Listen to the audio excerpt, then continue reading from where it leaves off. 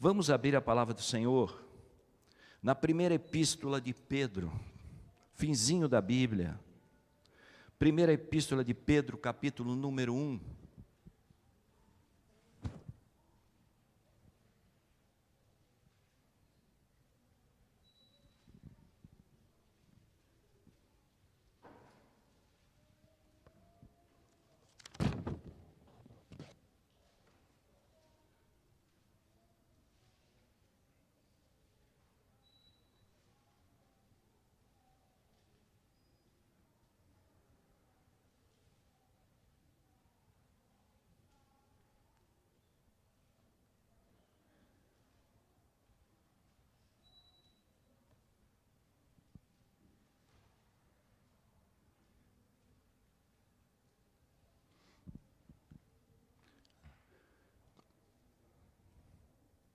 Leiamos. Bendito o Deus e Pai de nosso Senhor Jesus Cristo, que segundo a sua misericórdia nos regenerou para uma viva esperança, mediante a ressurreição de Jesus Cristo dentre os mortos, para uma herança incorruptível, sem mácula, imarcessível, reservada nos céus para vós outros, que sois guardados pelo poder de Deus, mediante a fé para a salvação, preparada para revelar-se no último tempo. Nisso exultais, embora no presente, por breve tempo, se necessário, sejais contristados por várias provações, para que, uma vez confirmado o valor da vossa fé, muito mais preciosa do que o ouro perecível, mesmo apurado por fogo, redonde em louvor e glória e honra na revelação de Jesus Cristo, o qual, não havendo visto, amais, no qual, não o vendo agora, mas crendo, exultais com alegria indizível e cheio de glória, obtendo o fim da vossa fé, a salvação da vossa alma. Amém. Glória a Deus por essa palavra nessa noite. Eu gostaria de estar meditando com os irmãos nesse tema nessa noite, encontrando alegria no meio das provações, encontrando alegria no meio das provações. Baixe sua fronte. Paizinho querido, nós te louvamos e te agradecemos, porque até aqui temos visto as tuas mãos operando nesse lugar, Pai. Senhor, agora eu te peço, Senhor, que a tua palavra, Senhor, ela venha manifestar-se de uma forma maravilhosa no nosso meio nessa noite, Senhor. Fala conosco, ó Deus, do mesmo jeito que o Senhor tem feito até aqui nesse lugar, que a tua palavra, Senhor, ela venha trazer salvação, que a tua palavra, Senhor, ela venha trazer renovo, venha trazer direção para tudo aquilo que nós precisamos nesse tempo. Abençoa-nos. Então somente eu te louvo e já te agradeço por tudo. Em nome de Jesus. Amém. Glória a Deus por isso. Irmãos, meditando nessa palavra, nesses dias, eu encontrei algo aqui que me chamou muita atenção.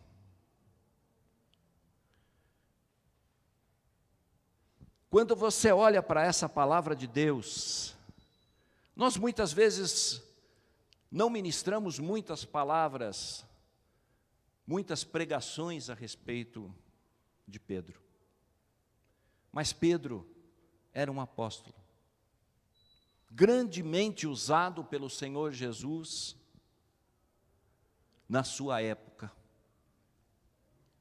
E é importante a gente começar a enxergar as verdades do Evangelho que estão presentes nesses textos.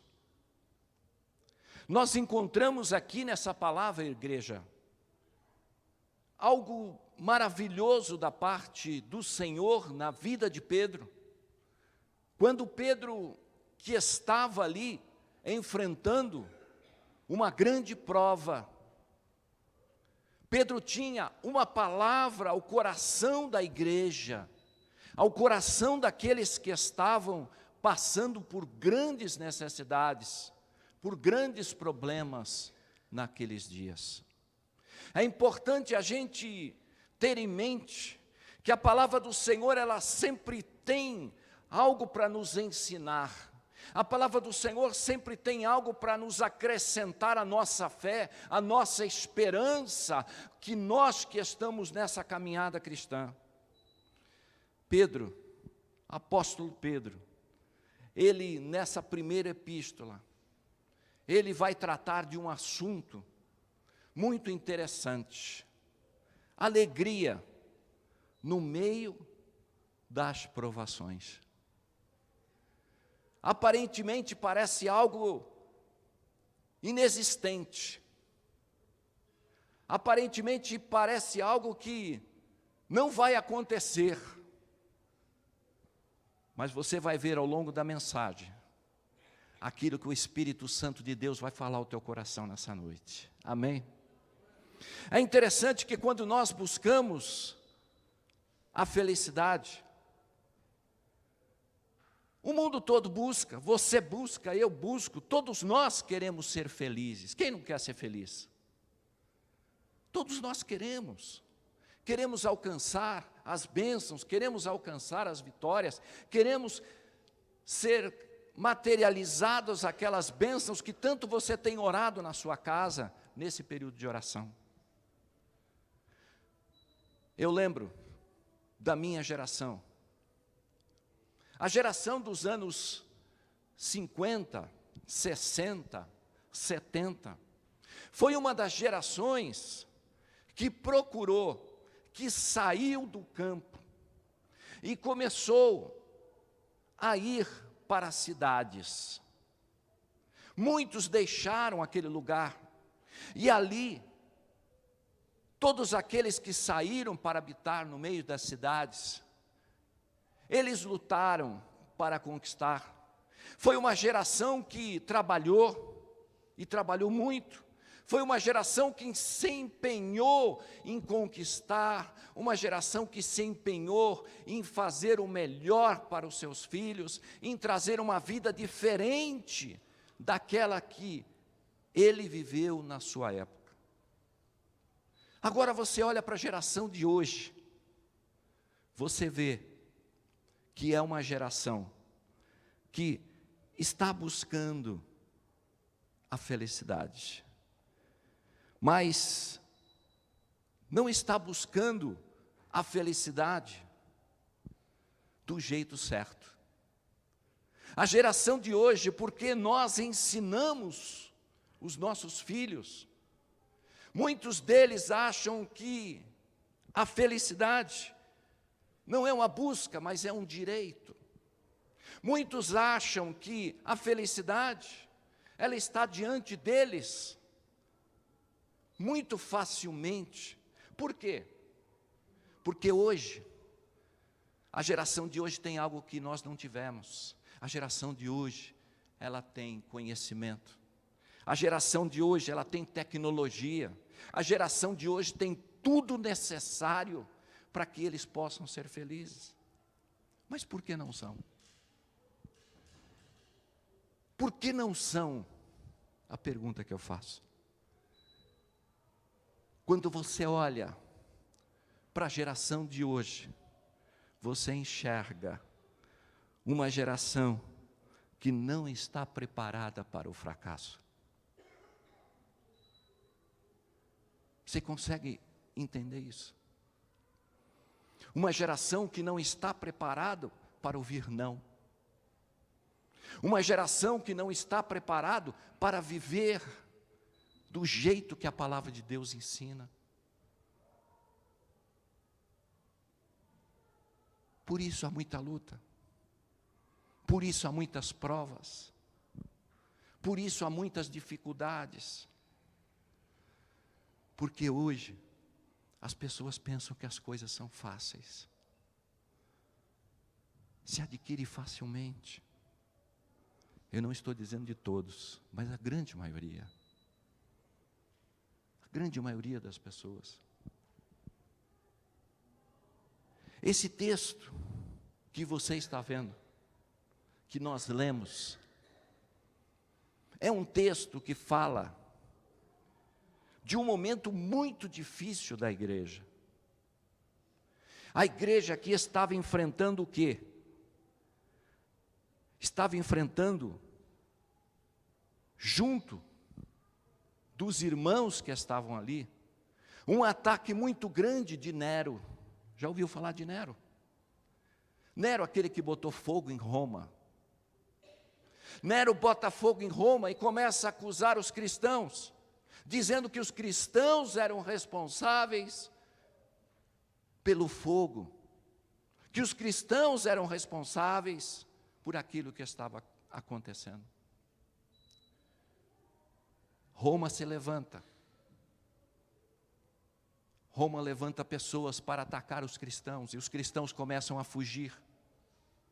Os cristãos se cansam de tanto fugir. Os cristãos se cansam de tanto tentar encontrar lugares de descanso. Mas Nero era uma pessoa perturbada, usada pelo maligno para tentar o coração daquele povo. Eu olhei para essa palavra aqui nessa noite, e Pedro escrevendo, Pedro começa a dizer algo aqui para as igrejas, para os irmãos daquele tempo. Pedro é usado pelo Senhor. E Pedro começa a dizer aqui a partir do verso 3, bendito o Deus e Pai. Ele começa a trazer uma palavra de ânimo, de encorajamento, começa a trazer uma palavra que venha alegrar o coração daquele povo que estava sofrendo, que estava sendo perseguido. Ele começa a trazer um relato do passado. Bendito o nosso Senhor Jesus Cristo, que segundo a sua misericórdia nos regenerou e nos deu uma viva esperança na ressurreição de Jesus Cristo, e nos deu uma herança incorruptível. Que coisa linda! Como é que um homem de Deus consegue enxergar uma realidade dessa no meio da luta, no meio da batalha? E ele chega no verso número 6, ele disse, nisso exultais, nisso se alegrais, com essa realidade que aconteceu na vida de vocês. Pedro começa a trazer uma palavra, tentando mostrar a eles que aquilo que eles mais precisavam, a alegria verdadeira, o momento especial, a coisa mais importante era a obra que Jesus Cristo fez na vida de cada um deles. Muitas vezes, a gente corre para lá, a gente corre para cá, a gente tenta encontrar soluções nesse mundo, a gente tenta encontrar realidades que venham satisfazer o nosso coração. Quando Pedro, ele começa a ensinar para aquele povo, ele começa a mostrar uma realidade que eles não estavam vendo. A palavra de Deus nos diz, no verso 5, porque vocês sois guardados pelo poder de Deus. Pedro começa a mostrar para eles, olha, a luta está grande, a prova não está fácil, mas olhem uma coisa, olhem o que Jesus Cristo fez por vocês. Olhem que vocês foram comprados pelo precioso sangue. Olha que vocês agora são herdeiros. Olha que vocês hoje têm uma herança incorruptível. Pedro começava a tentar abrir os olhos daquele povo. Pedro foi um homem usado por Deus para esse tempo. Nisso exultais, nisso se alegrais, nisso ficais contentes. Como é que eu posso ficar contente no meio da prova, no meio da luta? Quando eu entendo que Jesus Cristo está comigo nessa direção. Se a palavra do Senhor nos falou que nós também vamos ser provados, que nós também vamos passar por tribulações, nós também vamos passar por dificuldades. Mas o crente está nessa terra, não somos desse mundo, estamos caminhando para o outro mundo, mas Jesus está testando a minha vida, está testando a sua vida, o seu coração, nessa caminhada. Quando a gente entende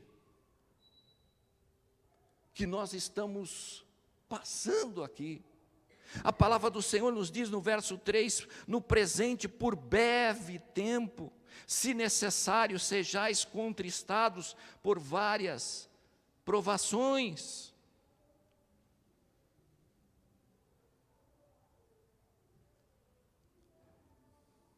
Nós fomos treinados, quando nós éramos pequenos, que quando a coisa não dá certo, você fica triste. Já percebeu, não? Quando a coisa não está funcionando,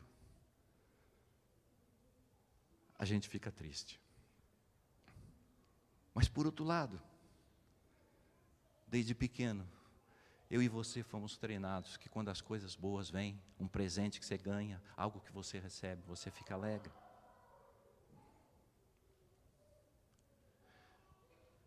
A palavra do Senhor, irmãos, ela nos relata que se nós pensarmos somente em Deus nessa vida, nós somos os mais miseráveis homens dessa terra. Se nós pensarmos em Deus somente nessa vida, nós vamos ser os mais insignificantes homens desse mundo. Vamos viver uma natureza, vamos viver uma relação de tristeza, porque os nossos olhos estão somente esperando nessa terra. Tem muito mais pela frente.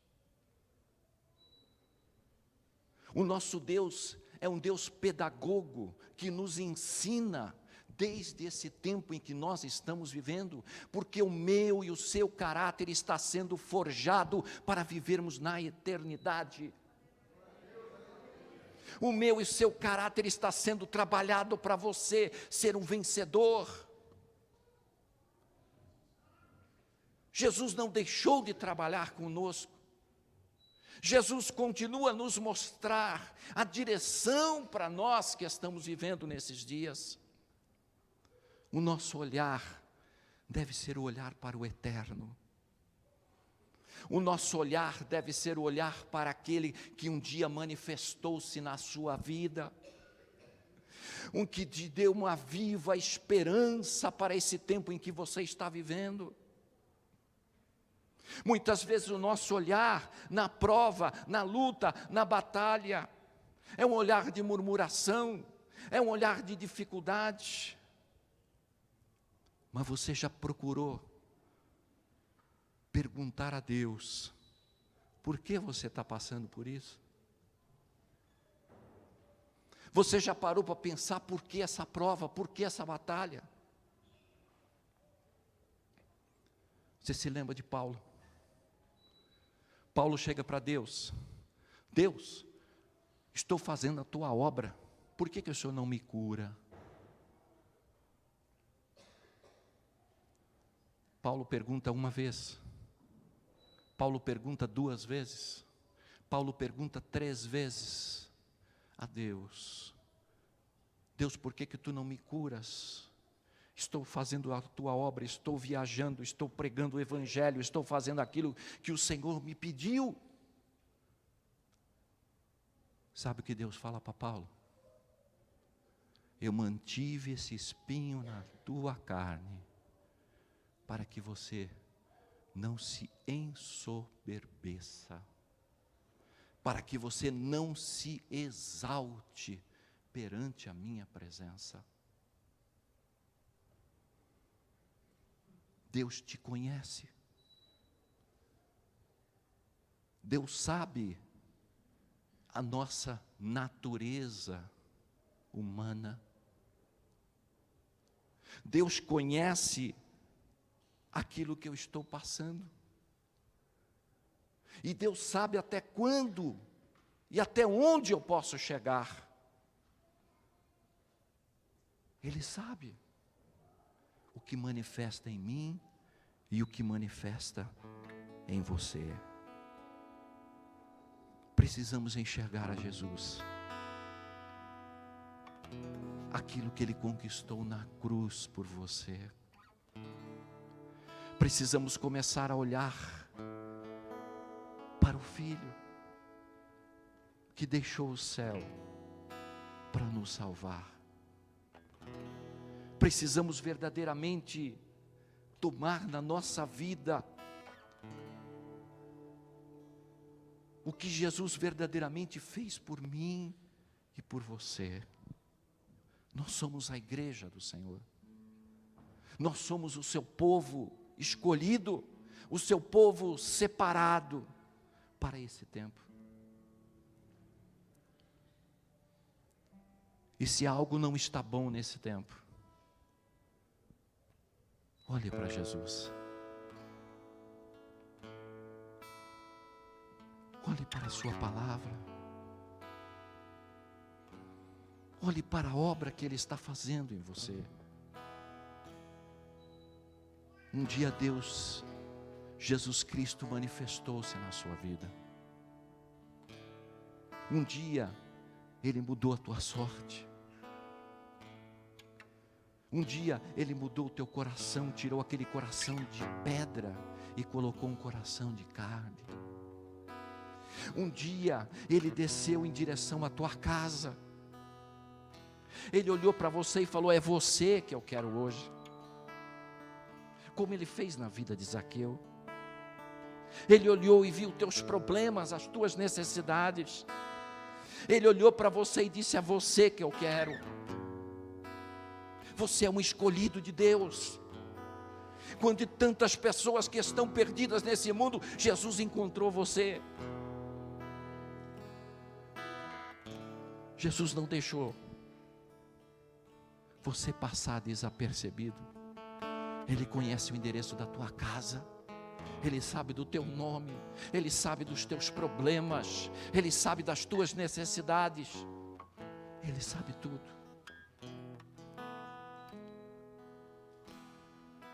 Ele sabe que mesmo em meio àquilo que você passa, Ele sabe que você ainda pode ter alegria.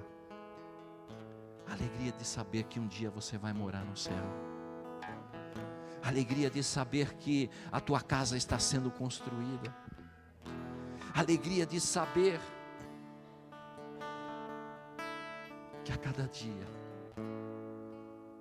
mesmo que o seu exterior se corrompa, o interior está renovando a cada dia na sua vida. Você está cada vez melhor.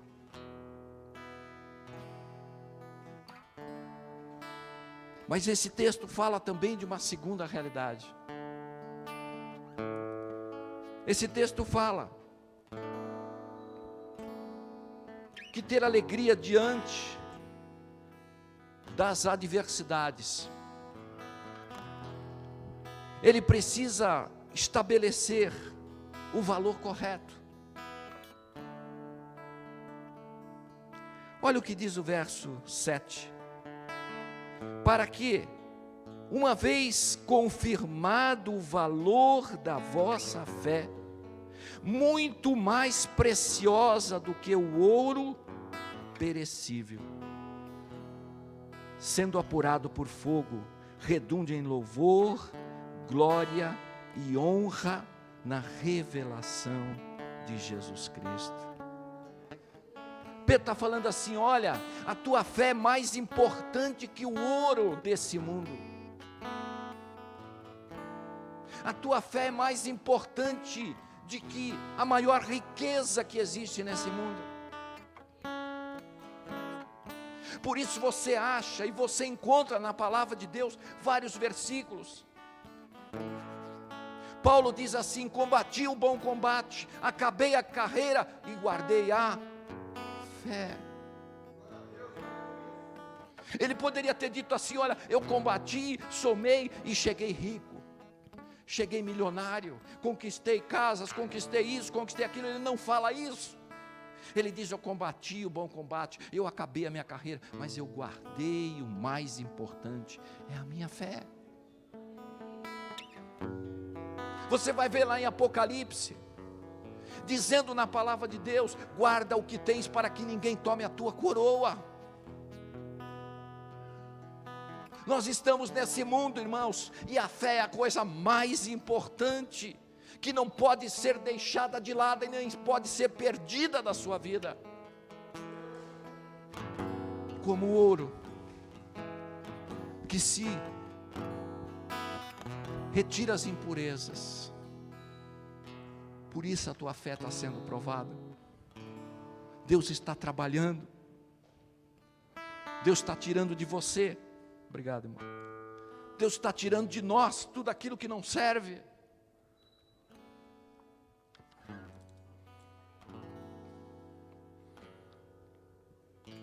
Agora, qual o valor correto da nossa fé?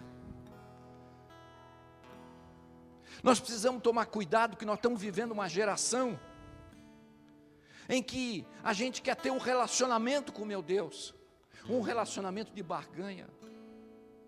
Você já percebeu, não? Olha, Deus,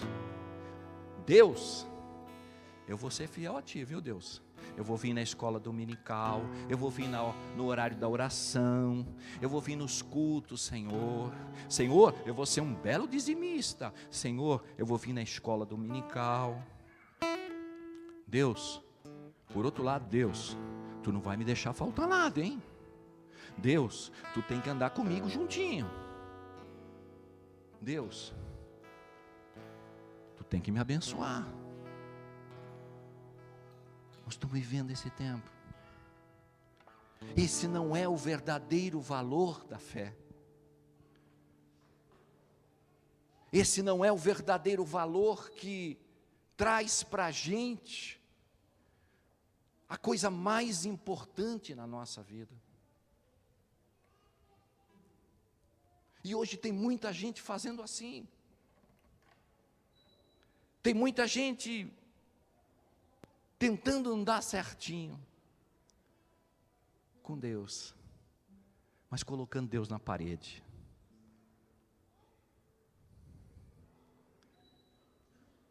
Colocando Deus no canto.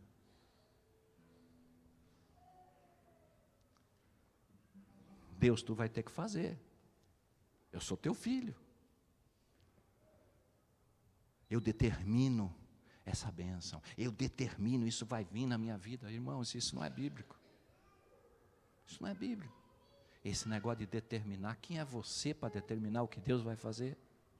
Quem somos nós para mostrar para Deus o que Deus tem que fazer? Eu sou servo. Você é servo. Ele é Deus. se for da vontade dEle, Ele vai te abençoar. Lembra da oração do Pai Nosso?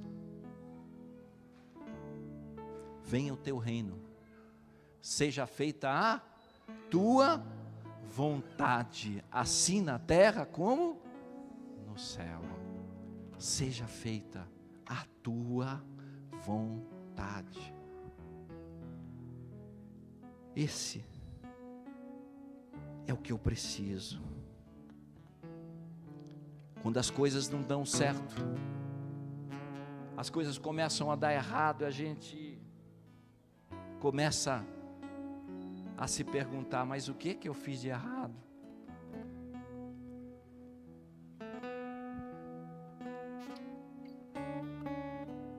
Você sabe que Deus não sabe o que você precisa?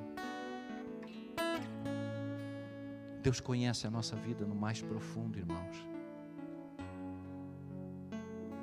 Mas o valor da tua fé tem que ser um valor verdadeiro. Sabe o que Deus está querendo dizer para a gente? Deus está querendo dizer para a gente, irmãos, que Ele quer você por completo. Ele quer você por inteiro. Não adianta você querer dar parte da sua vida. Olha, Deus, aqui está aqui, ó. Eu dou para você essa parte aqui, ó, da minha casa, mas a financeira não. A financeira é minha, Senhor. Ó, Senhor, eu dou essa aqui do trabalho, mas essa aqui que é das coisas que eu faço aqui, das brincadeiras, das academias, do gozo que eu tenho. Não, isso é meu, Senhor. Deus não aceita esse tipo de coisa. Ou você dá tudo, ou você não dá nada. Ou você entrega tudo na presença do Senhor, ou então você não pode ser um homem e uma mulher de Deus. Você se lembra de Pedro? Pedro tinha negado Jesus. E naquele momento que Pedro nega a Cristo, Pedro foge. Jesus vem. Jesus vem buscar, restaurar aqueles que estavam perdidos. Jesus ressuscita. E uma das pessoas que Pedro recebe, que Jesus vai, é a vida de Pedro.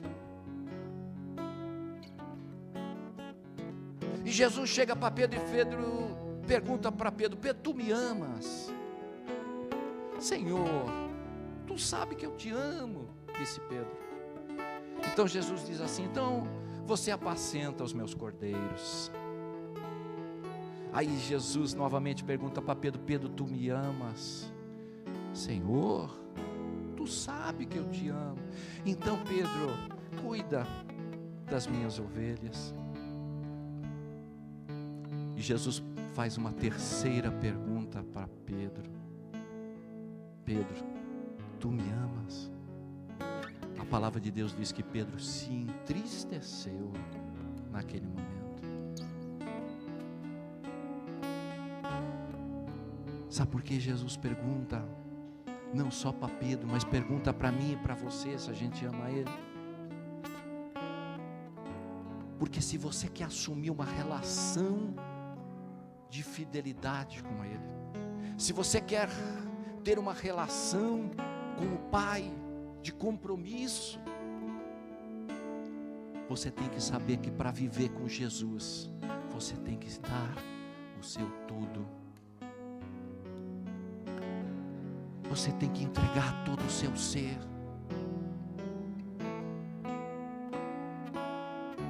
Quer viver feliz nessa terra? Você pode ser feliz nesse mundo. Você pode desfrutar de uma alegria indestrutível.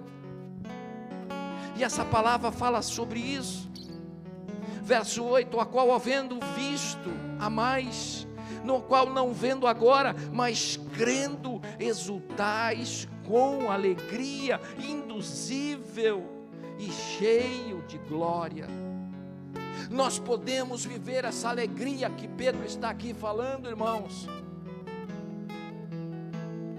Mas a gente tem que começar a enxergar quem? Enxergar o invisível. Porque qual é o conceito de fé? O conceito de fé é o seguinte: é a certeza das coisas que se esperam e a prova das coisas que não se veem. Então, para viver com Cristo, você tem que viver acreditando. Para viver com Cristo, você tem que ver o invisível na sua vida, te levando, te caminhando, te carregando, te dizendo: filho, você é meu, você é ovelha do meu pasto, eu não vou te deixar, eu não vou te abandonar, continua na minha presença. Arabaste de cantalapiaçou. Oh, aleluia.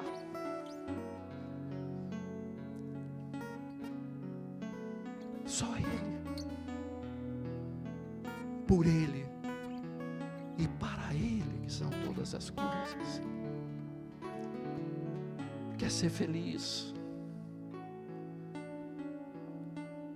Entrega a sua vida na mão dEle. Confia. Entrega teu casamento na mão do Senhor. Entrega o teu trabalho na mão do Senhor. Entrega a tua vida financeira na mão do Senhor. Entrega os teus caminhos na mão do Senhor. Quer ser feliz? Você vai encontrar essa felicidade quando você descobrir que o caminho do amor, o caminho da entrega, o caminho do perdão, o caminho na sua vida com Jesus é o mais importante. Amém.